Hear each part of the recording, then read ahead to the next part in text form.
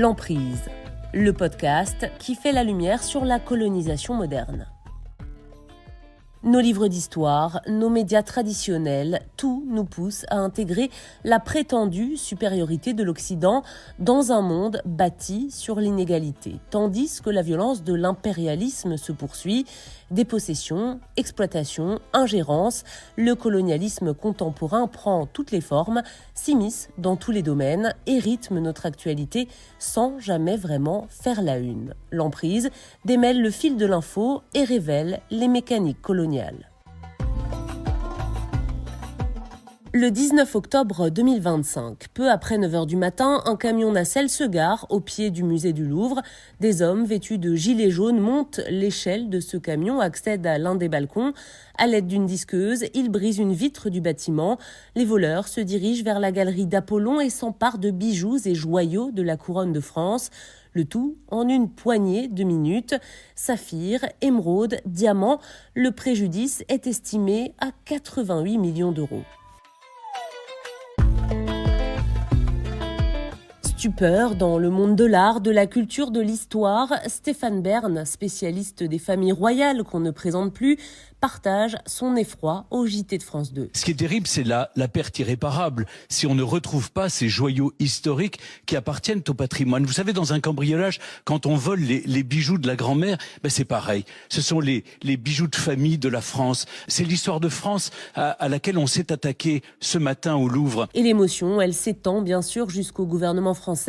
La ministre de la Culture, Rachida Dati, réagissait le jour du vol dans le journal de 13h de TF1. Les musées, évidemment, sont devenus des cibles. Parce que la France, comme vous le savez, la France est un pays patrimonial, un pays avec des objets historiques, patrimoniaux d'une grande valeur. Alors on les entend parler des bijoux de famille de la France, du patrimoine français.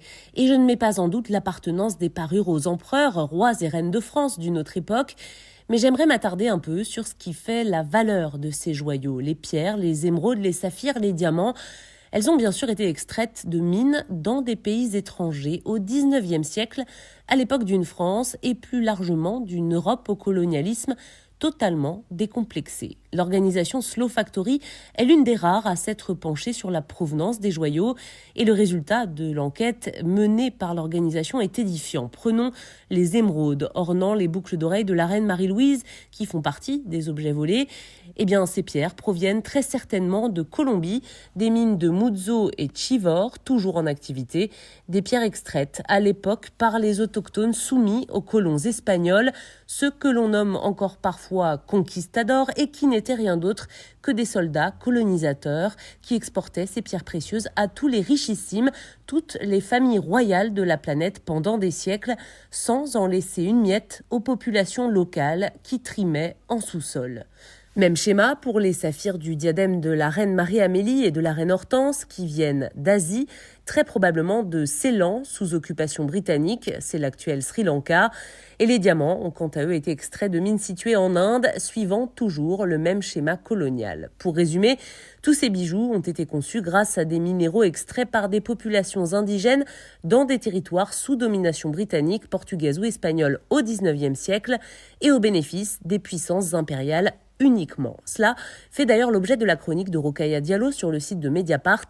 Elle y décrit parfaitement le malaise qui m'a saisi face à l'émoi suscité par ce vol de bijoux. Je la cite, « Si l'on déplore aujourd'hui la perte des biens symboliques du règne de Napoléon Bonaparte, dont le nom est indûment révéré dans le champ politique français, rappelons que sa fortune s'est amplement construite dans la violence et la dépossession d'autres populations. » Après avoir découvert la provenance de ces pierres précieuses, je me suis penchée sur la façon dont est organisé ce marché aujourd'hui. Et je n'ai malheureusement pas été surprise lorsque j'ai appris que les mines d'émeraude colombiennes sont largement détenues par des investisseurs étrangers encore aujourd'hui, notamment américains et Dubaïote. Une importante firme britannique s'est quant à elle emparée de 75% du plus grand minerai d'émeraude au monde, situé en Zambie. Même schéma pour les saphirs. Des pays producteurs comme la Tanzanie ou la Birmanie n'en tirent que très peu de bénéfices, alors que les mineurs sont des locaux. tandis que les pays distributeurs, la Suisse, les Émirats arabes unis, Hong Kong, amassent des sommes astronomiques. C'est donc très clair, le marché mondial des pierres précieuses aujourd'hui est un commerce néocolonial. Tout cela est certes régi par des accords, des contrats, des normes, mais les pays producteurs, pour la plupart pays du Sud, sont dépendants des technologies et investissements du Nord pour l'exploitation minière et se retrouvent floués. Les États les plus riches, les puissances dominantes en tirent finalement les plus gros bénéfices. Avant de vous retrouver la semaine prochaine, je vous laisse avec cette phrase de Policarpa Salavarieta, héroïne de l'indépendance colombienne qui s'adresse aux colons espagnols de l'époque. Vous n'êtes pas des juges, vous êtes des tyrans déguisés.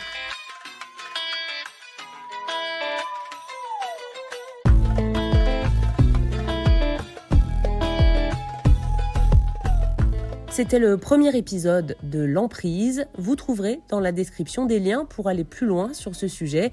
Et moi, je vous retrouve pour un nouvel épisode dès dimanche prochain.